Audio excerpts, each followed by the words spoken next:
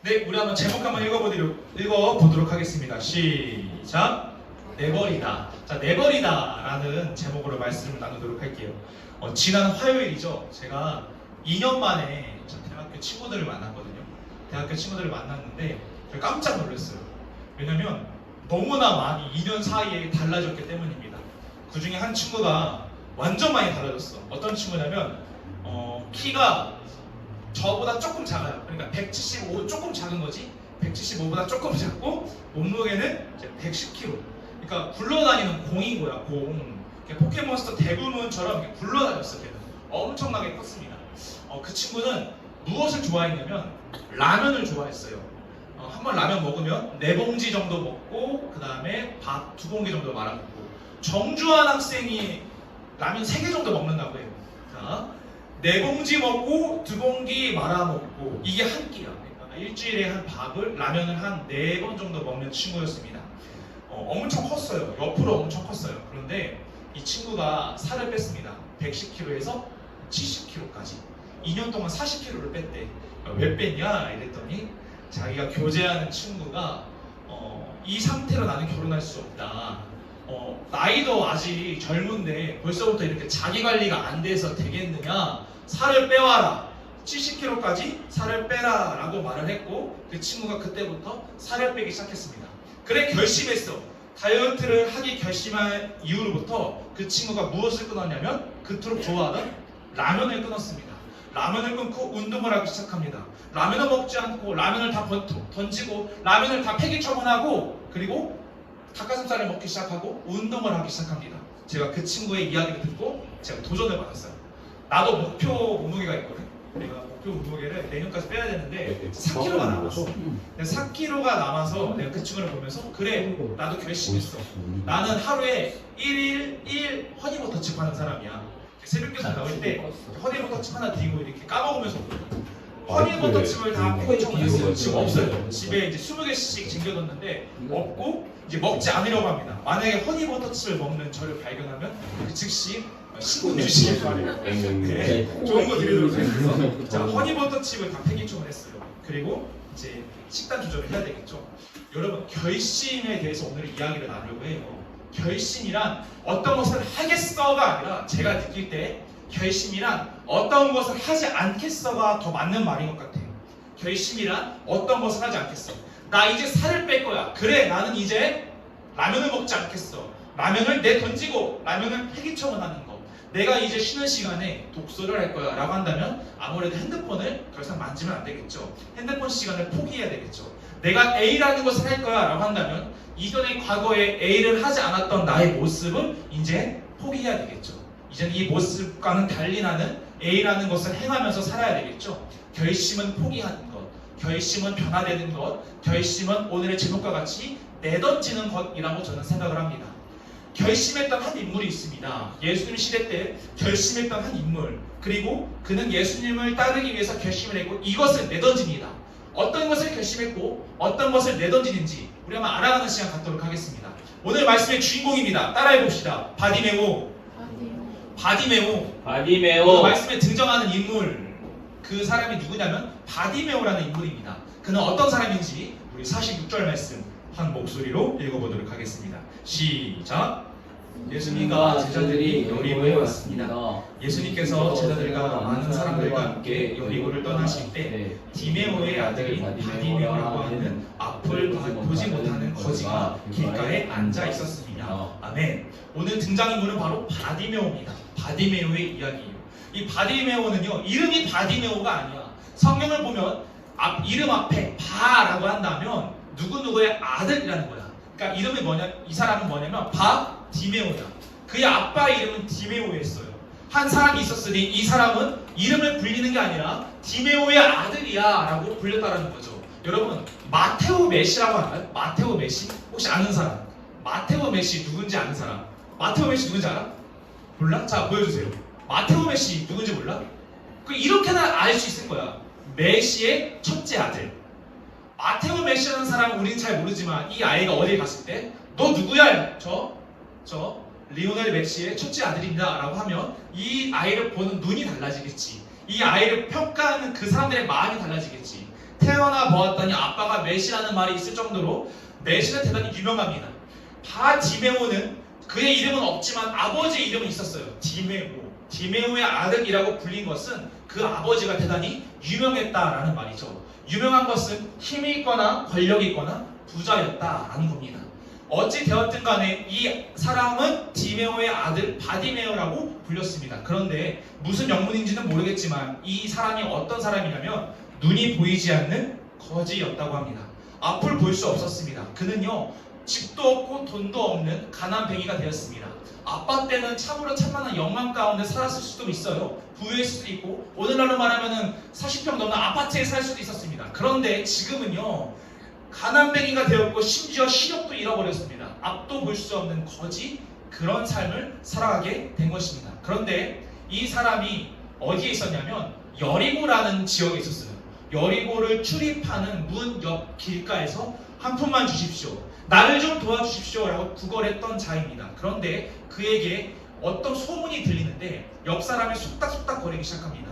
바로 예수가 여리고를 지나간다 라는 소문을 듣게 된 거죠. 오늘의 그 이야기 한번 읽어보도록 하겠습니다. 47절에서 48절입니다. 여러분 한번 함께 읽어보도록 할게요. 특히 노란색 글씨는 집중해서 읽어보겠습니다. 시작.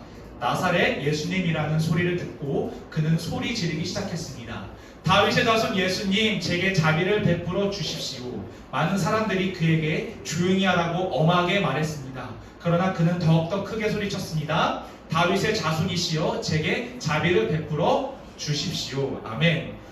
그 맹인거지 바디메오가 길가에서 앉아서 한 푼 주십시오 하는데 옆에서 속닥속닥 거리기 시작합니다. 이제 고사목이랑 서유인이 이야기하는 거죠. 야, 나사렛 출신 예수가 여리고를 지난대 라고 말합니다.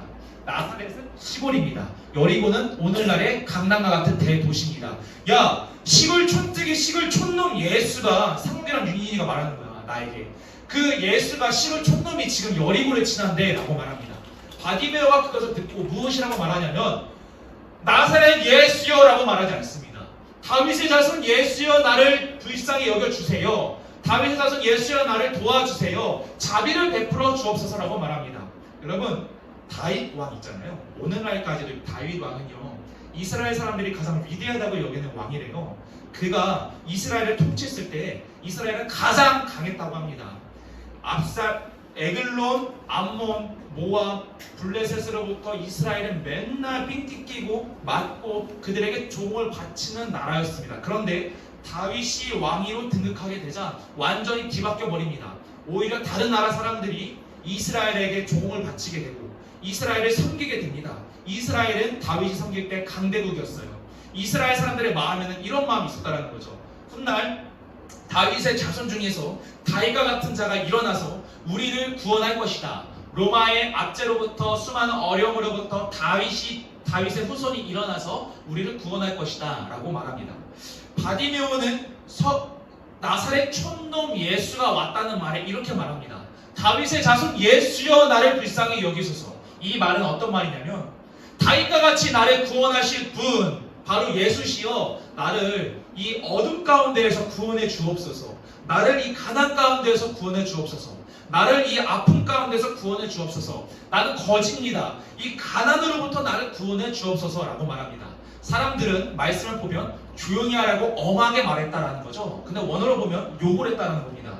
막 소리치면서 욕을 하면서 싱숑 하면서 이 닥쳐 라고 했는데 이 바디메오는 더욱더 크게 외칩니다. 아니, 다윗의 자손 예수여, 나를 불쌍히 여기소서. 나 안 들었습니다. 다윗의 자손 예수여, 나를 불쌍히 여기소서. 나 한 번만 도와주옵소서. 한 번만 자비를 베풀어 주옵소서 라고 소리칩니다. 그의 부르짖음, 그의 울부짖음을 예수가 들었고 예수가 그에게 이리 오너라, 내가 너를 구원하겠다 라고 말합니다. 이때 바디메오는요 이와 같이 행동합니다.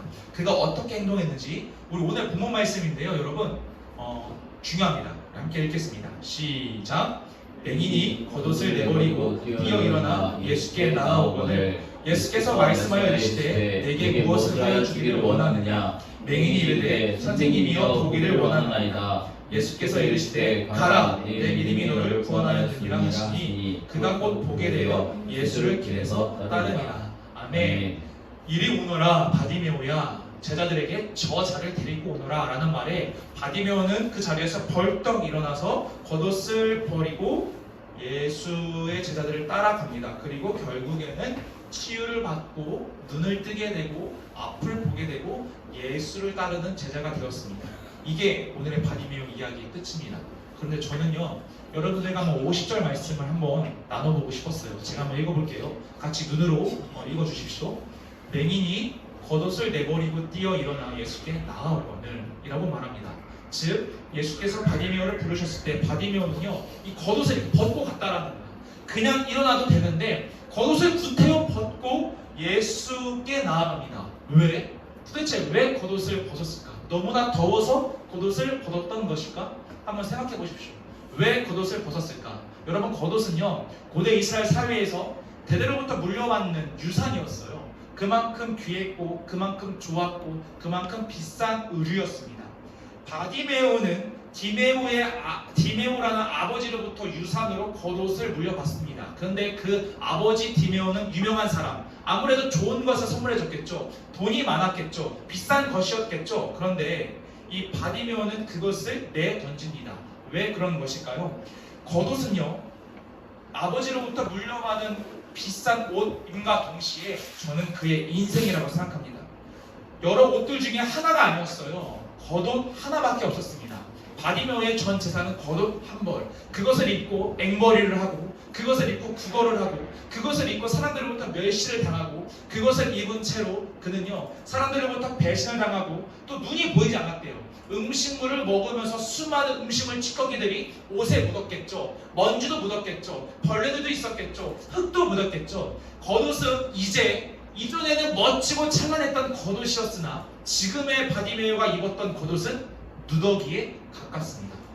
누더기에 가까웠다. 겉옷은 저는 이렇게 생각합니다.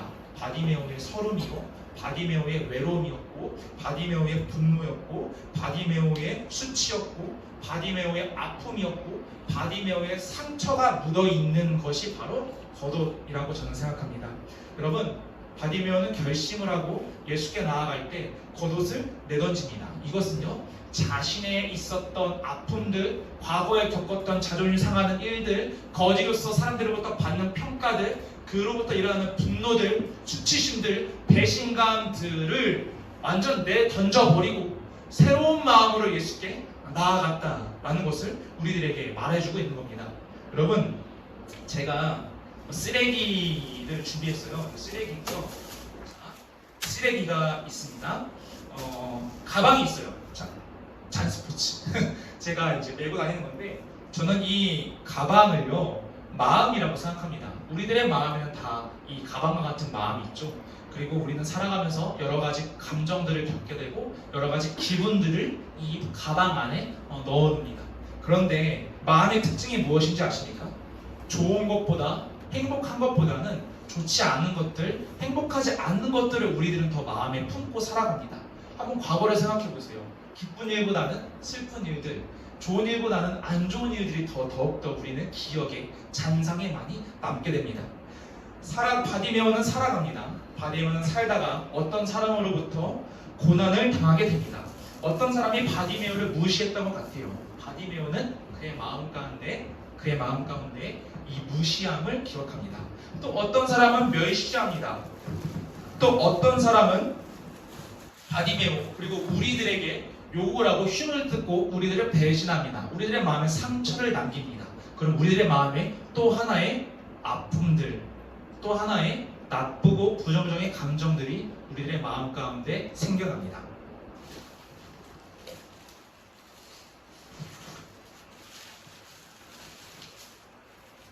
네, 여기서 끝나는 것이 아닙니다. 우리들의 마음은 이것을 결코 내던지려고 노력하지 않습니다. 우리들의 마음은 어떻습니까? 이것을 꽁꽁 싸매어서 자크를 걸어 잠깁니다. 내 마음에 어떤 부정적인 것도 나아가지 않도록 이것을 계속해서 기억하고 묵상합니다. 이것을 계속해서 곱씹고, 그때 그 친구가 나한테 왜 그랬지? 그때 그 친구가 나한테 왜 그랬지? 걔가 나한테 왜 그런 말을 했지? 내가 왜 그렇게 했지? 나에게 왜 그렇게 부적절하게 반응하지? 나에게 왜 그딴 태도를 보이지? 라면서 우리는 곱씹고 또 아픔들을 묵상합니다. 그렇게 된다면 내 마음은 어떻게 될까요? 아무것도 들어오지 못하는 부정적인 감정들과 아픔과 상처들로 가득한 포화 상태가 됩니다. 예수님의 말씀도 들어오지 않고 사람들의 칭찬도 들어오지 않습니다. 예수님의 음성, 하나님의 은혜도 결코 들어오지 않습니다. 여러분, 우리가 예수님의 뜻대로 살아간다고 결심했다면 우리가 먼저 해야 되는 것은, 예수님의 음성을 듣고 나아가야 될 때 우리가 해야 되는 것은 바로 내 안에 있는 부정적인 감정들을 내버리는 것입니다. 제가 중3 때 학원에서 저에 대한 안 좋은 소문이 있었어요. 좀 심각했던 것 같아. 그래서 선생님이 나를 불러서 이야기하더라고. 이런 소문이 있다. 학원을 꼭 다녀야 되겠느냐라고 얘기했죠. 무슨 말이에요? 학원 나가라는 거죠. 난 너무나 불쾌하고 너무나 억울했어요. 나는 그런 적도 없고 그런 말을 한 적도 없는데 너무나 이 분이 가시지 않아서 내 친한 친구에게 이야기합니다. 야, 나 선생님이 오늘 이렇게 말했다. 야, 어쩐지 보는 눈빛이 다르더라. 야, 나 그런 말 한 적 없는데, 난 그런 일 겪은 적 없는데, 그렇게 말한 적 없는데 나한테 그렇게 이야기하더라. 누가 얘기했는지 알면 나에게 말 좀 해줘 라고 난 말했습니다. 근데 알고 봤더니 내가 그 말한 나의 친한 친구, 내가 힘들어서 상담한 그 친한 친구가 그 소문의 범인이었다는 거죠. 나는 그 배신감에 학원을 제대로 다닐 수가 없었습니다. 다녀도 우리는 같은 반이었어요. 그 친구를 보면서 솔직한 심정으로 저 새끼 죽여버리고 싶다. 이 마음이 가득했어요. 죽이고 싶다. 패고 싶다. 싸우고 싶다. 복수하고 싶다. 저 친구도 부정적인 일이 일어나도록, 부정적인 평가를 받도록 하고 싶다. 짜증난다. 화난다. 열받는다. 계속 이런 부정적인 감정으로 나는 몇 날 며칠을 살게 됩니다. 배신감으로, 복수심에 불타서. 근데 여러분, 참으로 신기한 게 내 안에 분노가 커지면서, 내 안에 상처가 커지면서, 과거에 얽매이면서 내가 한 가지 내게 일어난 현상이 무엇인지 알아요. 예수님의 이야기가 잘 들리지 않아요. 이전과 같이 기도를 해도 예수님께서 기도를 해도 말씀하시는 것이 맞는가? 말씀을 읽어도 이게 나를 향한 말씀이 맞는가? 옛날 같았으면 그렇구나 라고 했겠지만, 내가 이 마음 가지고 말씀을 읽을 때는 어떤 말씀도 나에게 들어오지 않습니다. 어떤 감사도 나에게 들어오지 않습니다. 어떤 주님의 음성도 나에게 들리지 않습니다. 어떠한 사람들의 칭찬도 나에게 들리지 않습니다. 오직 분노, 오직 복수심에 활활 불타오르게 되어서 이 가방과 같이 내 마음에는 부정적인 포화 상태가 이루게 됩니다. 여러분은 과연 어떠십니까? 여러분들의 마음에는 과연 무엇이 차 있습니까? 여러분들의 마음에는 예수님의 음성으로, 예수님의 마음으로, 예수님을 향한 감사함으로 가득 차 있습니까? 아니면 저와 같이 부정적인 것들로 가득 차 있습니까? 우리들의 모습은 이거 아닙니까? 부정적인 것들로 가득 찬 뒤에 교회에 와서 예수님께 기도합니다. 예수님 도와주십시오. 내 마음에 예수님의 말씀을 허락해 주옵소서. 내가 그러면 듣겠습니다. 예수님 나에게 말씀하여 주옵소서. 왜 말씀하시지 않아요? 나에게는 어떤 감동도 없어요. 나에게는 어떤 느낌도 들지 않아요. 예수님 살아계신 거 맞아요? 하나님 살아계신다며요. 나에게 말씀해 주세요. 나 지금 어려움 있고 나 지금 아픔 있어요. 말을 달라니까요. 왜 내 마음에는 아무런 감동이 없습니까? 우리의 모습이 과연 이렇지 않을까 한번 생각해 보기를 원합니다. 여러분, 바디메오는 예수를 따르기 전에, 결심하기 전에 내던지고 포기하는 것이 있습니다. 과거를 포기했고, 과거에 겪었던 수많은 아픔들, 수많은 고통들, 수많은 외로움들, 수많은 분노들, 수치들, 수많은 고통스러운 나날들, 나를 무시하고 나를 배반했던 사람들, 그 마음, 그 상처들을 내던졌다라는 거죠. 그때 이 빈 그의 마음을 공허하게 예수께서 만들지 않습니다. 예수님을 향한 감사, 그를 향한 화평의 마음으로 예수님은 가득 넘치게 만들었고, 결국에는 바디메오는 새로운 삶을 살게 되었다라는 거죠. 여러분, 한 가지 말씀드릴 것은, 우리들의 힘으로 이 나의 부정적인 감정들을 이기는 것은 너무나 어렵죠. 내 힘으로 내 이 부정적인 감정들을 내던지기에는 너무나 어렵습니다. 그래서 예수께서 오셨고, 예수께서 다음과 같이 말씀하십니다. 우리 한번 마지막으로 이 말씀 읽어보도록 하겠습니다. 마태복음 11장 28절입니다. 함께 읽겠습니다. 시작. 무거운 짐을 지고 지친 사람은 모두 나에게 오너라. 내가 너희를 쉬게 할 것이다. 아멘. 지치고 힘들고 내 마음에 부정적인 돌덩이들, 짐들, 아픔들로 가득한 사람들 나에게 와라. 무슨 말입니까? 내가 너의 마음에 있는 것들 내가 내던져 줄게. 내가 그거 대신 잊어주게 할게. 내가 너 다시금 회복할 수 있게 할게. 극복할 수 있게 할게. 이거를 내가 던져버리고 제거해버리고 너를 향한 나의 사랑으로 가득 채워줄게. 힘을 줄게. 능력을 줄게 라고 말씀하시는 겁니다. 여러분, 여러분들의 마음 가운데 이 부정적인 마음들 이거 내버리지 않는다면 결코 예수님의 음성이 들리지 않을 것입니다. 여러분들의 마음 가운데 분노, 세상을 향한 분노, 사람들로부터 받은 분노, 상처들 이거 예수님을 만나는 데 있어서 너무나 큰 장애물이 됩니다. 여러분들 오늘 예수께서 말씀하셨듯이 무거운 짐을 지고 지친 사람 너 힘들지? 나에게 와라. 나에게 기도해라. 내가 너의 마음을 만져주고 상처를 아물게 해주고 후신도 발라주고 밴드도 붙여주고 더러운 것들, 추악한 것들, 너를 힘들게 만드는 올무와 같은 것들 대신 치워줄 거니까 나에게 와서 기도하라 라고 말합니다. 바로 없기는 바디메오와 같이 예수께서는 그 자리에 그곳에서 우리를 부르시고 계십니다. 우리가 해야 될 것은 예수님 내 마음에 있는 겉옷들 내 마음에 있는 쓰레기들 치워 주옵소서 라고 주님께 기도하는 것입니다. 주님께 기도할 때 여러분들의 마음에 평화가 찾아올 것을 저는 확신하며 나아갑니다. 지금 이 시간 우리 기도하도록 하겠습니다. 자, 기도해 볼게요. 불 좀 꺼주시고요. 우리 이렇게 기도했으면 좋겠습니다.